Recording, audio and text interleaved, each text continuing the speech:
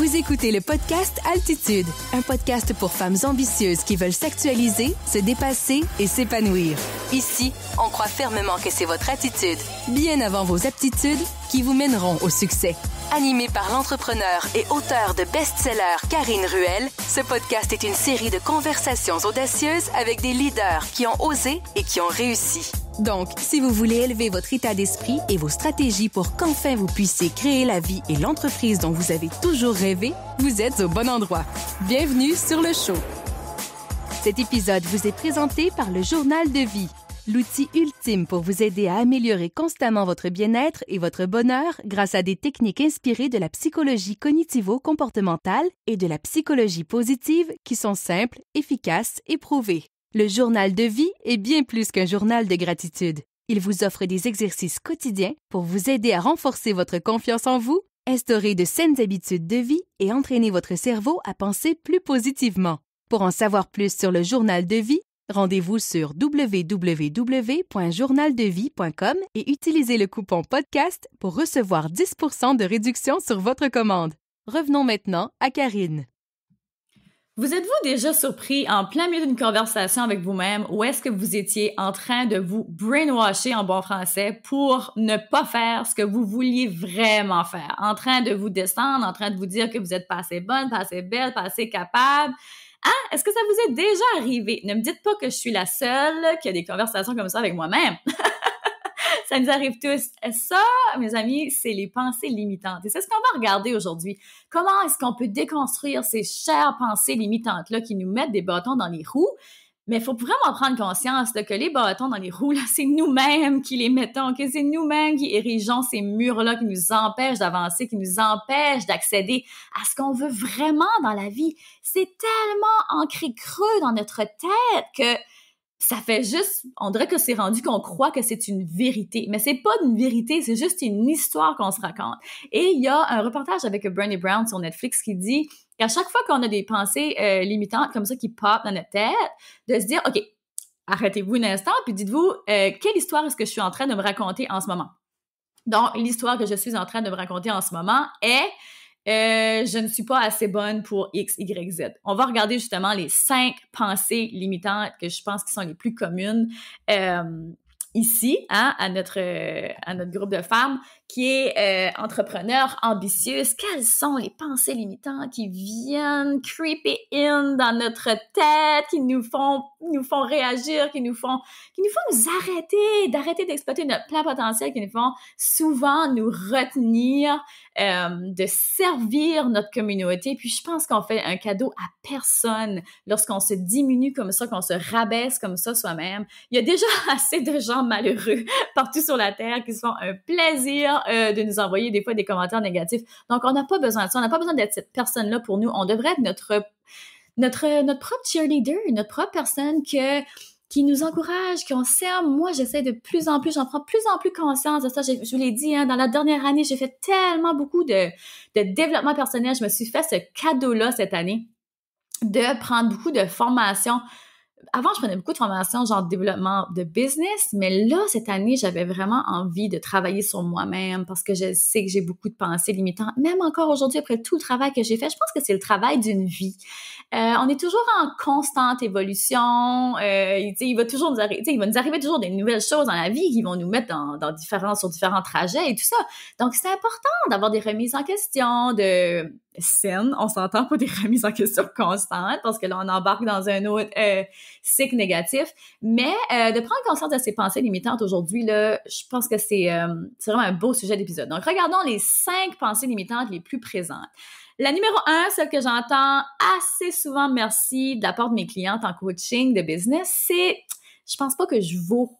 Des fois, c'est pas dit clairement comme ça, mais on peut le comprendre entre les lignes. Je sais pas comment charger. Il me semble que je charge trop cher à mes clients. Je suis pas certaine que mon service vaut ça. L'affaire, c'est que l'affaire avec ça, c'est qu'on pense que on vaut pas ce prix-là parce que pour nous, c'est tellement facile. Tu sais, quand on est dans notre art, dans notre zone de génie, c'est tellement facile, c'est pas forçant, là. On est bien là-dedans, ça nous vient naturellement. On a l'impression que justement, vu que c'est pas difficile, que on devrait pas charger ce prix-là parce que pour nous autres, c'était pas forçant, on n'a même pas eu l'impression de travailler. Right? Hein? Est-ce qu'il y en a que ça a fait des petits déclics quand j'ai dit ça? Parce que c'est souvent ça! On a cette vieille mentalité-là qu'il faut travailler vraiment très fort. Tu sais, la génération avant nous, nos parents, tu sais, mon Dieu, ça prenait un emploi, ça travaillait fort. Moi, j'ai vu mes parents bûcher, là, travailler vraiment fort chaque jour de leur vie, tu sais, puis viser la retraite à 65 ans. Tu sais, c'était ça, c'était monter les échelons d'une compagnie, puis dans le fond, de faire ce que tu avais à faire, de pas dire un mot, puis juste travaille, tais-toi, puis genre attends 65 ans pour prendre ta retraite, that's it. Aujourd'hui, c'est plus ça la réalité. On a tellement un luxe incroyable. J'espère que vous le réalisez. Avec tout ce qu'on peut créer en ligne, avec maintenant la réalisation qu'on peut créer nos propres entreprises, faire nos propres services, travailler nos propres horaires, ça c'est un luxe incroyable. On dirait que tout ça, ça apporte le fait qu'on a tellement l'option de se créer un beau climat de travail que d'offrir des services. On se lance en entrepreneuriat au début, c'est difficile de pricer nos services parce que c'est du bonbon, on s'amuse, on a du fun, on est sur notre X. Fait que ça devient difficile. Donc, je veux que vous preniez conscience de ça, que oui, vous méritez le prix que vous demandez. Donc, ça, c'est le numéro 1. Puis ensuite, le deuxième, c'en est un bon aussi.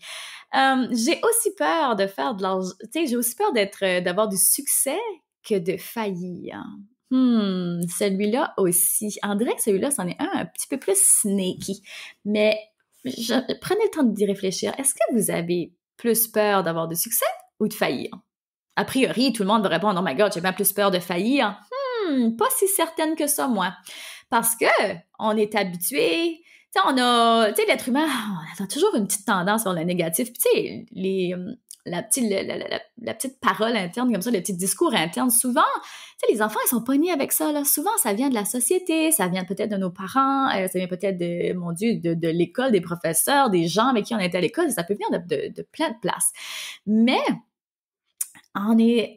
je pense pas, moi, que vous avez peur de faillir. Je pense que le 3/4 des gens ont plus peur de réussir. Parce qu'avec la réussite, est-ce que vous connaissez l'analogie du crab in the bucket? Le crabe dans le seau. Je sais pas si c'est la bonne traduction, mais qu'est-ce que ça fait? Est-ce que vous avez... Moi, je viens du bord de la mer, là, donc je suis habituée avec ces termes-là, mais OK, si vous mettez, pour ceux qui sont moins habitués, là, je vous illustre ça.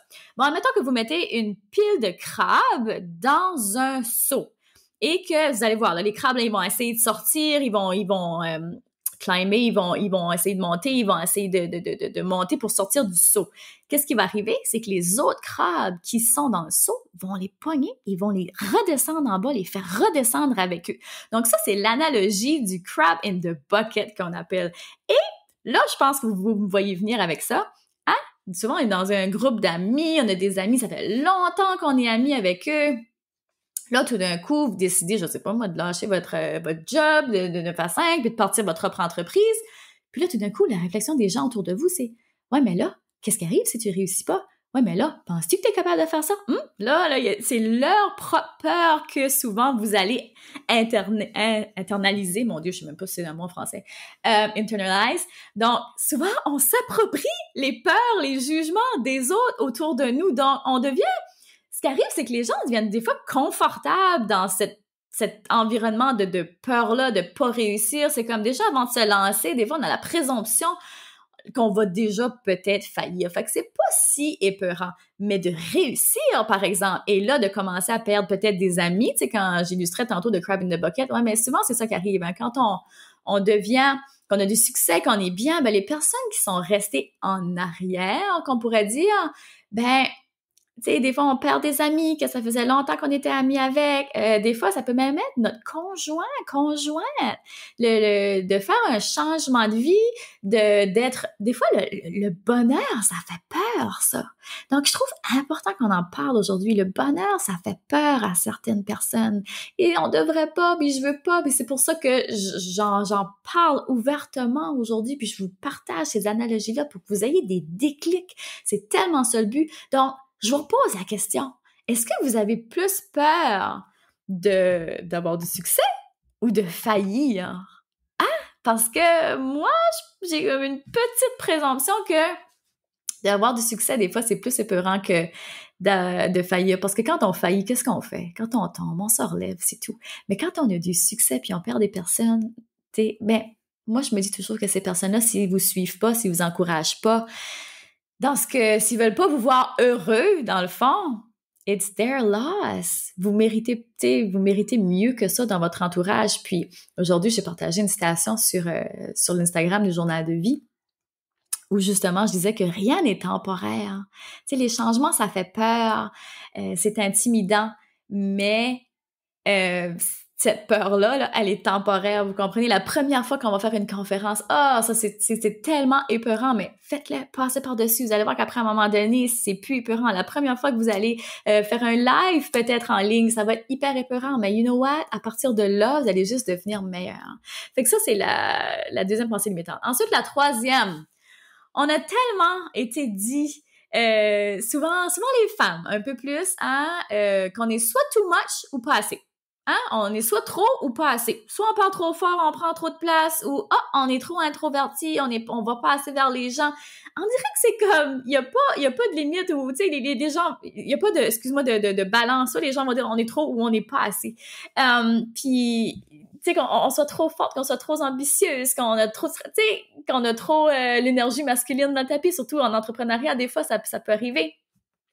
Fait que de prendre conscience que non, vous êtes pas trop, vous êtes pas assez, vous êtes juste vous, soyez vous, c'est ça votre magie, c'est ça qui est beau, de faire taire cette petite voix-là quand elle pop-up de nouveau, parce que il faut prendre conscience que le langage interne, c'est pas une intuition, ok? C'est pas une intuition que c'est pour vous protéger de quelque chose, là.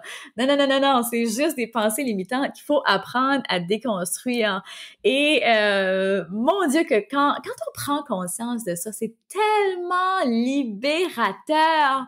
Puis une autre pensée limitante, c'est « je ne suis pas un expert ».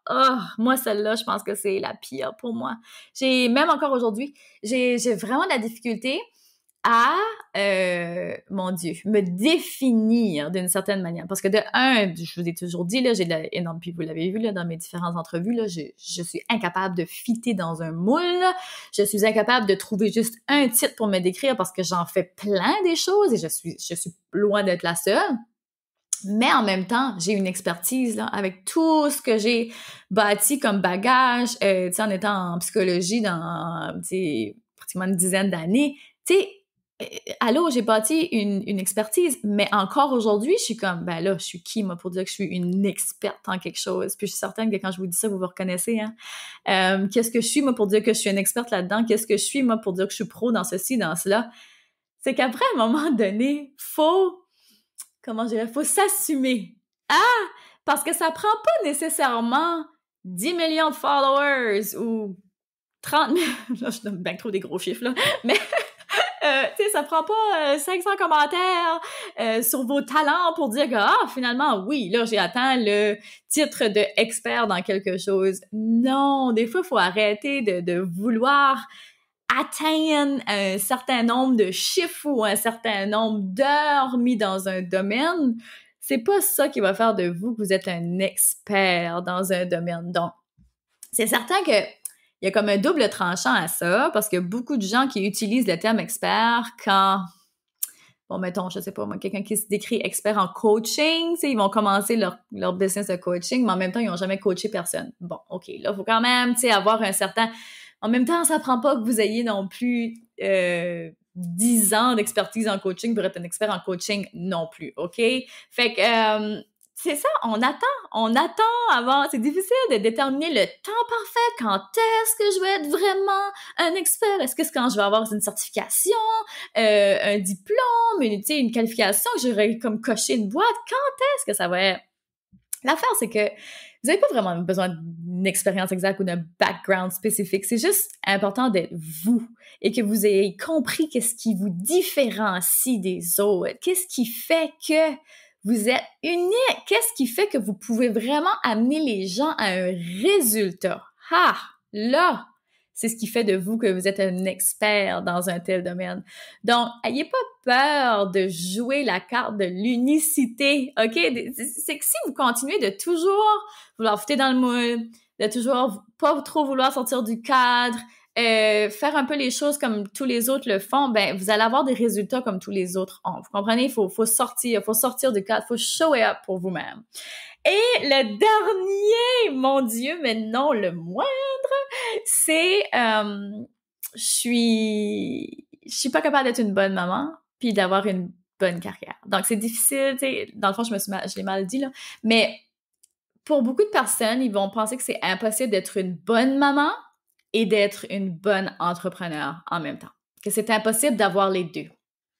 Et croyez-moi, ce dilemme-là, je le vis au quotidien.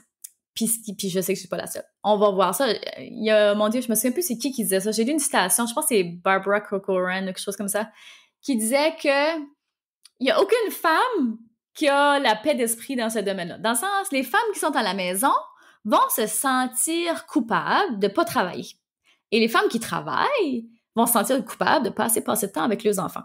Et c'est exactement comment je me sens pratiquement chaque jour. Pas chaque jour, mais encore une fois, quand je me surprends à avoir ces pensées-là, quand je me surprends, comme admettons hier, je devais enseigner une formation, donc hier, j'ai pas pu, normalement, chaque soir, Dave et moi, on couche les enfants, là, on va prendre chacune une soirée, Dave va prendre Charlie, moi, là, je vais prendre Michaela, puis le soir d'ensuite, on alterne, c'est toujours comme ça. Fait que, mais chaque soir, on est les deux ensemble avec les enfants. Fait que là, hier soir, ben, j'étais pas là, fait que c'est Dave qui a couché les deux enfants. Je me sentais coupable, là. Je me disais, bon, ben là, tu sais, je manque un dodo, tu sais. Mais en même temps, je dois m'arrêter et revenir avec le petit énoncé que je vous disais en début d'épisode. OK, quelle est l'histoire que je me raconte en ce moment? Que je suis pas une bonne maman parce que je donne une formation ce soir, j'éduque des gens, je continue à travailler sur mes rêves, je continue de m'accomplir en tant que femme d'affaires, tu sais. Là, c'est là que vient la réalité versus la pensée limitante. Hein? Voyez-vous la petite différence de toujours se remettre. Puis, c'est quoi, les pensées limitantes, ils vont toujours revenir, OK? C'est normal, ça revient toujours. C'est vraiment greffé dans le cerveau, hein? Mais on sait que le cerveau, il est malléable. Donc, encore une fois, tu sais, quand je vous parle de la gratitude, que je vous parle de la positivité, c'est quelque chose qui se fait au quotidien. Fait que moi, au lieu de rester là-dedans, dans mon guilt trip qu'on appelle, là, rester dans ma culpabilité, ben, tout de suite, je suis capable d'arrêter ça puis de me dire, OK, là, il y a cette petite fenêtre-là de culpabilité qui s'est ouverte, that's it, je la vois, je l'entends, mais je ne lui donne pas d'importance, je la ferme, goodbye, c'est pas vrai, c'est une histoire que je suis en train de me raconter. Donc, au lieu de ça, ce que je peux vous conseiller de faire, quand il y a des petites choses comme ça qui vous sortent, justement, là, vous ressortez des petites pensées limitantes comme ça qui pop up dans votre tête, ce que vous pouvez faire, c'est prendre un papier, un crayon et vous dire, OK, quelle est l'histoire que je suis en train de me raconter en ce moment? Là, écrire ce qui est la pensée limitante et quelle est la réalité? Quels sont les faits? OK? Changez la narration dans votre tête. C'est ça la clé. Changez la narration dans votre tête. Donc, moi, hier soir, j'aurais pu dire, je suis très bien capable d'aimer mes enfants profondément, de leur montrer que je suis un modèle. Tu sais, même si je manquais un dodo, là, c'est pas la fin du monde. Tu sais, des fois, c'est de se remettre les pendules à l'heure. Puis c'est d'aller avec vos convictions aussi. Si vous avez décidé d'être maman à la maison, c'est correct, c'est beau, c'est votre choix de vie, respectez-le, célébrez-vous pour ça. Si un jour vous voulez retourner travailler, vous y retournerez, mais en ce moment de votre vie, c'est ça, c'est d'être à la maison avec vos cocos puis de prendre soin d'eux, soyez fiers de ça. Arrêtez de vous sentir coupable pour le temps que vous travaillez pas, OK? Même chose pour les gens qui travaillent puis qui ont décidé de pas être maman pas être maman à la maison, peut-être que c'est pas des choix non plus, mais chaque étape de notre vie, célébrons-le, arrêtons de nous sentir coupables, ça mène nulle part, la culpabilité. OK? Ça mène nulle part. Ça n'a jamais servi à personne. Ça ne servira pas à vous, ça ne servira pas à votre famille, ça ne servira à personne. Donc, changez la narration dans votre tête. Prenez le temps de vous asseoir et d'écrire des énoncés sur des faits. Donc, je suis capable d'aimer ma famille, je suis une bonne maman, je suis capable de faire grandir mon entreprise avec de la grâce, de la passion, de l'ambition. Je peux demander pour de l'aide. Tu sais, plein de belles énoncés comme ça qui vont vous ramener, qui vont vous recentrer. Donc, j'espère que vous avez aimé l'épisode. Je trouvais que c'était un beau sujet aujourd'hui de se rendre compte des pensées limitantes qu'on a dans notre tête, parce que souvent ça nous limite. Et vous avez tellement de potentiel. Donc, soyez-vous, ayez le courage d'être vous 100%, de vous montrer aussi, dans votre plein jour, de faire des lives, d'être là, tu sais, quand je vous disais tantôt, il y a tellement de pensées limitantes qui vous empêchent de faire des choses, on vous voit pas assez. Donc, montrez-vous plus, aimez-vous plus, changez la narration, tout simplement dans votre tête. Donc voilà, j'espère que vous avez aimé. Venez nous dire, s'il vous plaît, sur le podcast ou directement sur iTunes ou sur les différentes plateformes. Venez mettre, si vous avez le courage, je vous invite à venir mettre votre énoncé qui vient changer la narration négative que vous avez dans votre tête. Donc, allez me mettre l'affirmation qui vous empower, qui vous fait sentir forte, qui vous fait sentir en contrôle. Donc, est-ce que c'est « je suis capable d'être une bonne maman et une entrepreneur à succès ». Est-ce que c'est je vaux le 200$ par heure de coaching?